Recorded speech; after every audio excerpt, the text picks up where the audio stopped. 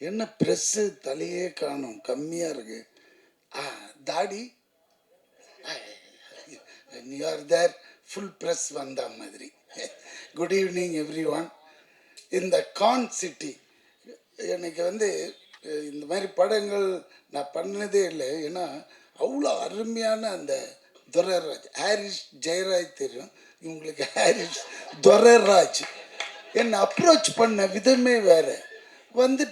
சும்மா நான் எப்பவுமே இந்த புதுசாக வர்றவங்களுக்கு ப்ரையாரிட்டி தரும், புது டைரக்டர். ஏன்னா அவங்க வந்தால் தான் இண்டஸ்ட்ரி நல்லா இருக்கும் அப்படின்ட்டு. இவர் வந்தார், இந்த அப்ரோச் பண்ண விதம் வேறு.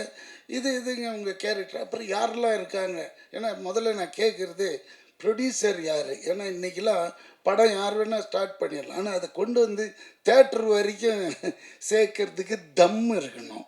அது இருக்குதா, யார் பாப்பா? அதுவும் நானேன்னாரு. பார்த்தா 5 அடியில் தான் இருக்கிறாரு. இவ்வளோ பயங்கரமான ஆளாக இருக்கிற அந்த ஆள் அப்படின்ட்டு. சரி ஆர்டிஸ்ட் லிஸ்ட் சொல்லுன்னா பாபு எல்லாரையும் யோகி பாபுலாம் இருக்கும்போது அப்புறம் எதுக்கா நான் இவ்வளோ இது எடுப்பியா நீ அப்படின்னா. ஏன்னா அதில் டெய்லியில் 100லேருந்து 150 பேர் என்னோட ஒரு சீன், எனக்கும் அந்த அர்ஜுன் தாஸ்க்கும் இருக்கிற காம்பினேஷனே. அப்புறம் இந்த அருள் தாஸ், இந்த 3 பேருக்கு 150 பேர் வேணும். இது ஜூனியர் ஆர்டிஸ்ட். இதெல்லாம் பண்ணுவானா இந்த ஆள்? கேட்ட சம்பளத்துக்கும் ஓகேன்ற, கேட்ட அட்வான்ஸும் தூக்கிட்டோமான்னு வச்சுனா டேபிளில் கிடுகிடுன்னு ஆயிடுச்சு. எடுக்கலாமா வேணாமா, சரி எடுத்துட்டு, ஏன்னா பெரிய அட்வான்ஸாக கொடுத்தான், அதனால் லபக்குன்னு எடுத்துட்டு நேராக பண்ணேன். ஏன்னா நம்மளை விட 4 மடங்கு கொடுப்பான், 10 மடங்கு கொடுப்பான் யோகி பாபுக்கு. அப்போ யோசிச்சு கணக்கு போட்டேன், கொஞ்சம் வெயிட் பார்ட்டி தான், அங்கே போய் பார்க்கலாம் அப்படின்னாக்க உண்மையிலேயே அந்த மாதிரி எடுக்கிறாங்க. ஐயோ ஆச்சரியம் பட்டேன். தைரியம் அதுதான், தில்லு. அந்த டைரக்ஷன் என்னன்னா அவனே எல்லாமே one man show and nice. அந்த டிஓபி கூட பார்த்தீங்களே, என்னது ஃபாக்ஸியா பவுன்சியா, அந்த ஃபாக்ஸி இங்கே தான் அந்த பேண்ட் ஷர்ட் போட்டு முழுசாக வரான். அங்கே வரும்போது பிக்னியில் தான் வருவான், எல்லாமே திறந்து கிடக்கும். யாருமா இவன் இன்னமும் ஹாலிவுட்டு டிஓபி மாதிரி வரான். பிகாஸ் நம்மளுக்கு அந்த மாதிரி இருந்தால் ஜாலியாக இருக்கும். இதில் பேர் வருவானுங்க, புறன்னுவானுங்க, வீணு கத்துவானுங்க, அதெல்லாம் வேலைக்கு வந்தான். இருக்கிறதே தெரில, ஒன் ஆஃப் த பாய் மாதிரி சுற்றினே இருக்கிறான். அதுக்கேற்ற மாதிரி அவன் அசிஸ்டன்ஸுங்க டக் டக் டக்குன்னு செட் பண்ணிடுறானுங்க. இந்த துரைராஜ்கிட்ட இன்னொரு ஸ்பெஷாலிட்டி என்னன்னா, என்ன எடுக்கணுமோ அதை மட்டும் எடுத்து அழகாக அனுப்பிச்சி விட்டுடுவான். சார் நீ கிளம்பிடலாம், என்னை ஒரு நாள் முன்னாடியே பேக்கப் பண்ணி அனுப்பிச்சிட்டான். தம்பி நல்லா யோசிச்சுக்கோ, வேறு எதுனா இருக்க, எதுவுமே கிடையாது. இல்லைப்பா எனக்கு ஒரு ஃபேமிலி பேக்ட்ராப், ஐயா அதெல்லாம் இந்த படம் கிடையாது. திஸ் இஸ் கான் சிட்டின்னா. தாடி கான் சிட்டின்னா உனக்கு என்னன்னு தெரியுமா? தெரியாது. இது எடுக்கிறது எழுதுறது, உல்டாவாக எழுதி விட்டுறது, அதே பொழப்பு. கான் சிட்டினா மோசமான சிட்டி. அது உள்ளே என்னெல்லாம் நடக்குதுன்றது. பீங்க ஒரு எலக்ட்ரிசிட்டி போர்டு ஆஃபீஸர் நான், அவ்வளோதான். இந்த பணம் கலெக்ட் பண்ணி போகிறது. இப்போ கூட ரீசெண்டாக எவனோ ஒருத்தன் ப்ளக்கை பிடிங்கினே இருந்தான்னு பாருங்க, அதுவும் இதுவும் கனெக்ட் ஆகுது எலக்ட்ரிசிட்டி. என்னடா போன வாரம் தான் இவன் எடுத்தான் நம்மளை வச்சு. இப்போ பார்த்தா ஒருத்தன் குடிப்பானா, நேராக போவான், ப்ளக்கை பிடிங்கிட்டு போனான். அது இவ்வளோ பெருசு. அதே மாதிரி செட்டு போட்டாங்க. இவன் எனக்கு அங்கே தான் ஆச்சரியமாக இருக்குது, இவன் செட் பண்ணி எதுனா பண்ணிட்டானா அப்படின்ட்டு. ஏன்னா அவன் பிடுங்கினான். அப்புறம் 3ஆவது நாள் பிடிச்சிட்டாங்க போலீஸ். ஏன் அது மாதிரி பண்ணின்னு இருக்கிறேன்னு கேட்டால், அவன் டாஸ்மார்க் போவான்னா நேராக போவான், அந்த ப்ளக்கை பிடிங்கிடுவான். ஏன்னு கேட்டதுக்கு அடிச்சு உரிச்சிட்டாங்க. என்னன்ற சொல்லியிருக்கேன், நான் சொன்ன பார்ட்டிக்கு இவங்கெல்லாம் ஓட்டு போடல, இவங்க எப்படி கரண்ட்டில் ஜாலியாக தூங்குறது? அட பாவி டேய், அது எவ்வளோ குழந்தைங்களாம் இருக்கும், வயசானவங்களாம் இருக்கும், சம்மர் வேறு, இந்த நேரத்தில் எப்படி பண்ணிக்கிறான்னு குழந்த. ஸோ இதுவும் அந்த மாதிரி ஒரு ட்ரூ இன்சிடென்ட்ஸுங்களை அழகாக கோப்பப் பண்ணி எடுத்துருக்கிற அந்த டைரக்டர். கண்டிப்பாக அதாவது சொன்ன டைமில் முடிஞ்சு திடீர்னு ஒரு ஃபோன் கால் போன வாரம், சார் படம் அடுத்த வாரம் ரிலீஸ். ஷாக்கு. ஏன்னா இதுமாரி படங்கள்லாம் அப்படியே நின்று போயிடும். ஆனால் இது கொண்டு வர்றான் பாருங்க, அங்கே தான் சார் தம்பி உன்னோட பேக்ட்ராப் என்ன பண்ணாக்க அசிஸ்டன்ட்றான், எதுவுமே சரியில்லை, எல்லாமே நெகட்டிவாகவே விழுது மார்க்கு. புரியுதுங்களா? ஏதாவது ஒரு வசதிப்பா அப்படியே ரொம்ப கஷ்டப்பட்டு தான் வந்தேங்க லைஃப்பில். ஐயோ இப்போ அவ்வளோ இதுவாக இருக்குது அப்படின்னு நம்மளுக்கே பாவம் தோணுது. ஆனால் நல்ல ட்ரீட்மெண்ட்டு நல்லா வருவார். அதே மாதிரி ஏன்னா இந்த டிஓபியை வச்சு நான் சொல்கிறேன், ஏன்னா எனக்கு அதிகமாக மற்ற டெக்னீஷியன்லாம் தெரியல. அதே மாதிரி இந்த நேரத்தில் டிஓபின்னும் போது எனக்கு இன்னொரு ஞாபகம், நான் இன்ட்ரடியூஸ் பண்ணி என்னோடய படம் விண்ணை தாண்டி வருவாயில் மனோஜ் பரமஹம்சா.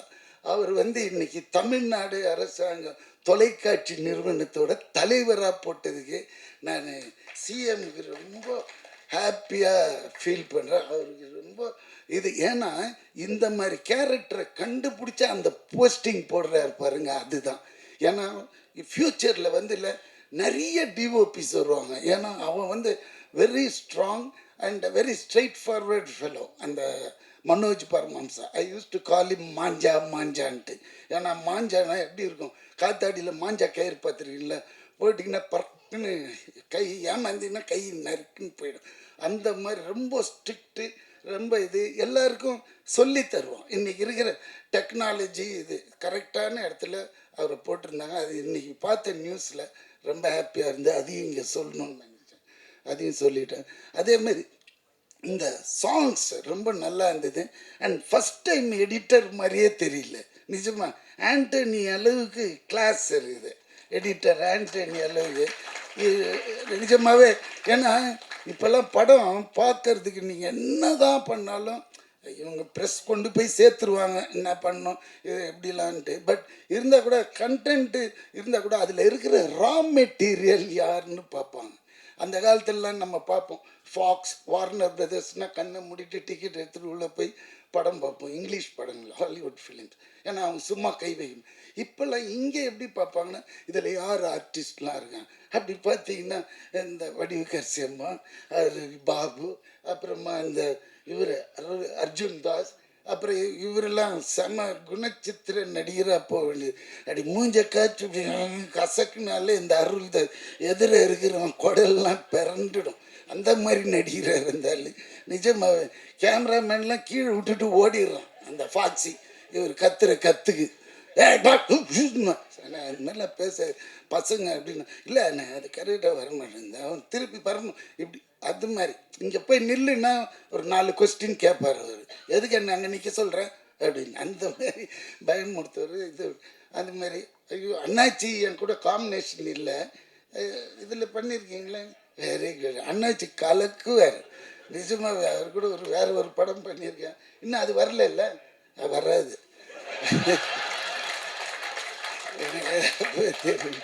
அதனால இந்த படம் உண்மையில் எனக்கு அவ்வளோ ஹாப்பினஸ்ங்க. ஒரு படம் ரிலீஸுக்கு வருதுனால சந்தோஷம். அவ்வளோ ஹார்ட் ஒர்க், அவ்வளோ கஷ்டங்க, சாதாரண விஷயம் கிடையாது.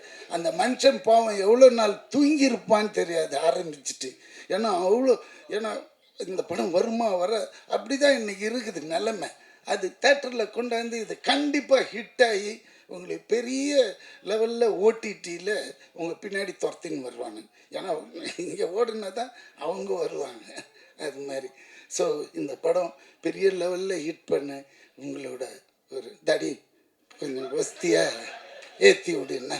ஆமாம், ஏன்னா அப்போ தான் தெரியும் ஜனங்களுக்கு.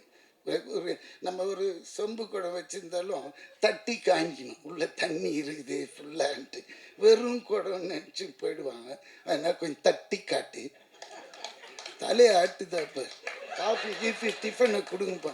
ஓகே பாய் பாபு, கரெக்டாக அடுத்தது நீ கொஞ்சம் கலக்கி விட்டு. ஓகே பாய் பாய். ஹீரோயினை சொல்லவே இல்லை, எப்பவுமே எனக்கு ஒரு பேடுங்க. ஹீரோயின் கூட இருக்காதா, நம்ம ஒரு சப்போர்ட்டிங் ஆக்டர், இந்த ஹீரோ கூடயே ட்ராவல் ஆகிட்டு போயிடுவோம். இந்த ஹீரோயினுங்க கோச்சின்னு மனசுக்குள்ளேயே திட்டிக்குவாங்க, சும்மா போகும்போதே தடிக்கு விழுந்து பல்லுக்குள்ளே வச்சுக்கும். அதனால அம்மா எதுவும் இது பண்ணது எனக்கு அவ்வளோ தெரியும். ஏன்னா அந்த அம்மாவும் எனக்கு தெரியும் ஒரு 20-25 இயர்ஸாக. அதனால பேசிட்டேன். என்னடா அர்ஜுன்னு தலையை குனிஞ்சு சிரியாது. Okay bye, take care. I love you all.